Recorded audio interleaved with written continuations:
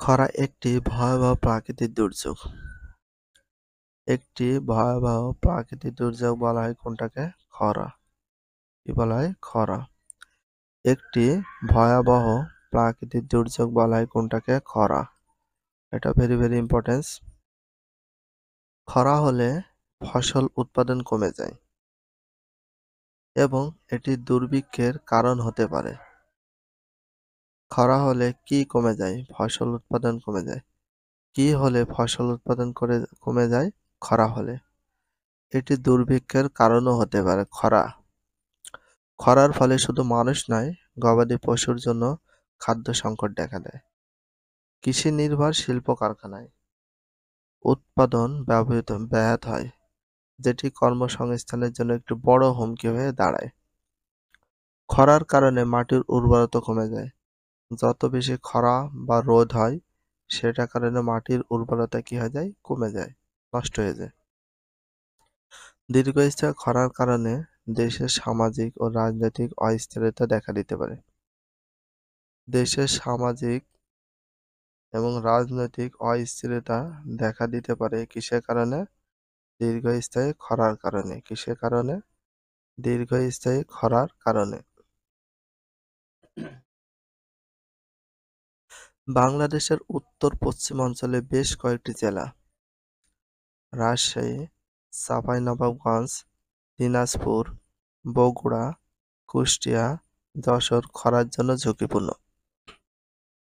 বাংলাদেশের উত্তর-পশ্চিম অঞ্চলে বেশ কয়েকটি জেলা, বাংলাদেশের বেশ কয়েকটি জেলা আছে কি? রাজশাহী, চাঁপাইনবাবগঞ্জ, তারপরে দিনাজপুর, বগুড়া, কুষ্টিয়া, যশোর খরার জন্য একটা ঝুঁকিপূর্ণ। বাংলাদেশে 1978 থেকে 79 সালে ভয়াবহ খরা হয়েছিল। বাংলাদেশে কত সালে? 1978 থেকে 79 সালে। 1978 থেকে 79 সালে ভয়াবহ খরা হয়েছিল। কত সালে? 1978 থেকে 79 সালে। এক সমীক্ষায় দেখা গেছে এই খরায় ক্ষতির পরিমাণ ছিল 1974 সালে ভয়াবহ বন্যার চেয়ে বেশি। এই খরায় ক্ষতির পরিমাণ ছিল 1974 সালের বন্যার ভয়াবহের চেয়ে বেশি ছিল। এই খরার ক্ষতিকার দিক এত পরিমাণ ছিল। এটা ভেরি ইম্পর্টেন্স, আন্ডারলাইন করে রাখতে পারো। কেন খরা হয়? খরা হওয়ার বেশ কয়েকটি কারণ রয়েছে, যার মধ্যে অন্যতম হচ্ছে দীর্ঘদিন শুষ্ক আবহাওয়া থাকা। দীর্ঘদিন শুষ্ক আবহাওয়া থাকার কারণে খরা হয়। পর্যাপ্ত পরিমাণ বৃষ্টি না থাকলে খরা হয়। খরার কারণ কয়েকটা আছে। বাষ্পীভবন এবং প্রশোধনের পরিমাণ বৃষ্টিপাতের চেয়ে বেশি হলেও এমনকি ঘটতে পারে। বাষ্পীভবন এবং প্রশোধনের পরিমাণ বৃষ্টিপাতের চেয়ে বেশি হলে এমনই ঘটতে পারে। জনসংখ্যা বৃদ্ধির কারণে অপরিকল্পিত উন্নয়ন, বৃক্ষ নিধন এবং গ্রিনহাউস গ্যাসের প্রভাবে বায়ুমণ্ডল ধীরে ধীরে রুক্ষ শুষ্ক হয়ে উঠেছে। আসলে জনসংখ্যা এটা কিসের কারণে? জনসংখ্যা বৃদ্ধির কারণে। কি হয়েছে? জনসংখ্যা বৃদ্ধির কারণ হয়েছে অপরিকল্পিত উন্নয়ন হয়েছে কিসের কারণে? জনসংখ্যা বৃদ্ধির কারণে। বৃক্ষ নিধন হয়েছে কিসের কারণে? জনসংখ্যা বৃদ্ধির কারণে। গ্রিনহাউস গ্যাসের প্রভাবে বায়ুমণ্ডল ধীরে ধীরে রুক্ষ শুষ্ক হয়ে উঠেছে কিসের কারণে? জনসংখ্যা বৃদ্ধির কারণে। ফলে বার্ষিক বৃষ্টিপাতের পরিমাণ কমে গেছে কিসের কারণে? জনসংখ্যা বৃদ্ধির কারণে। যেটি খরা সৃষ্টির মূল কারণ হিসেবে বিবেচনা করা হয় কোনটাকে? জনসংখ্যা বৃদ্ধির কারণে। সাম্প্রতিককালে বাংলাদেশে বৃষ্টিপাত কম, খরা সৃষ্টির জন্য পূর্ব প্রশান্ত মহাসাগরের মেরু অঞ্চলে সৃষ্ট এল নিনো নামের জলবায়ু পরিবর্তন চক্রের জন্য দায়ী করা হচ্ছে।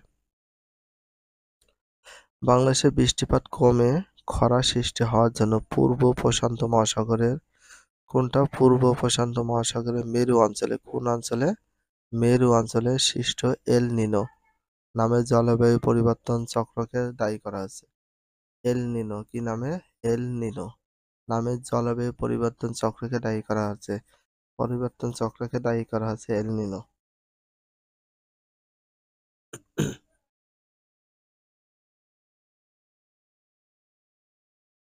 খরার জন্য দায়ী একটি অন্যতম কারণ হচ্ছে গভীর নলকূপের সাহায্যে ভূগর্ভে পানির মাত্রা অতিরিক্ত উত্তোলনের ফলে পানির স্তর অস্বাভাবিকভাবে নিচে নেমে যাওয়া।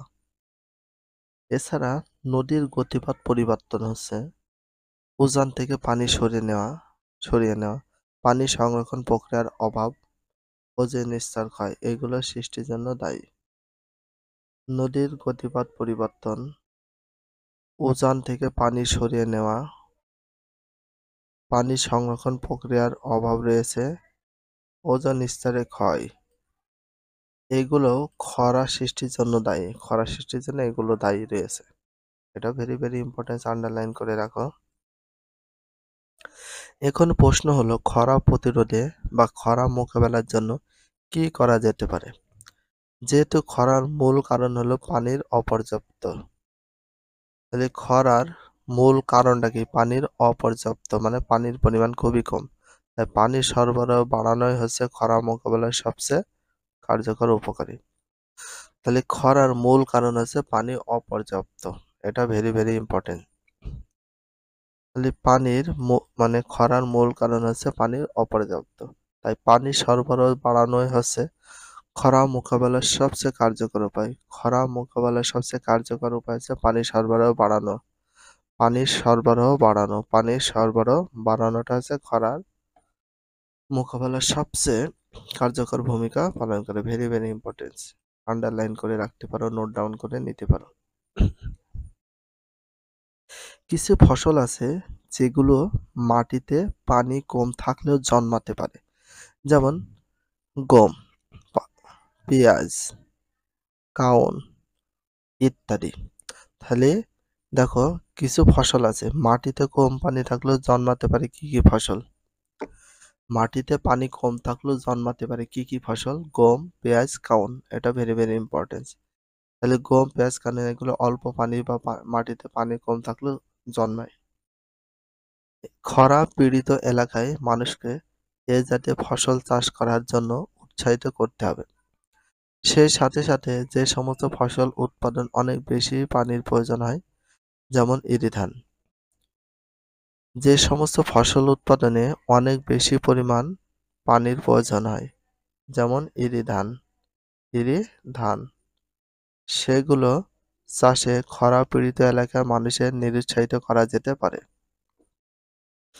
সেগুলো চাষে খরা পীড়িত এলাকার মানুষদের নিরুৎসাহিত করা যেতে পারে। খরা পীড়িত এলাকার মানুষদের নিরুৎসাহিত করা যেতে পারে। ভিডিওটি এখানে শেষ করছি। যদি ভিডিওটি ভালো লাগে চ্যানেলে সাবস্ক্রাইব করতে হলে ফলো করে দিও, তার সাথে একটা লাইক এবং একটা কমেন্ট করে দাও। নেক্সট ভিডিও পাওয়ার জন্য অবশ্যই বেল আইকনটা অল করে রাখো, যাতে নিউ ভিডিও আপলোডের সাথে সাথে সর্বপ্রথম তোমাদের কাছে নোটিফিকেশনটা পৌঁছে যায়। If you love this video please subscribe my channel, like, comment, share, hit the bell icon for getting next video. So everyone take care, love you, আল্লাহ হাফেজ, বাই বাই।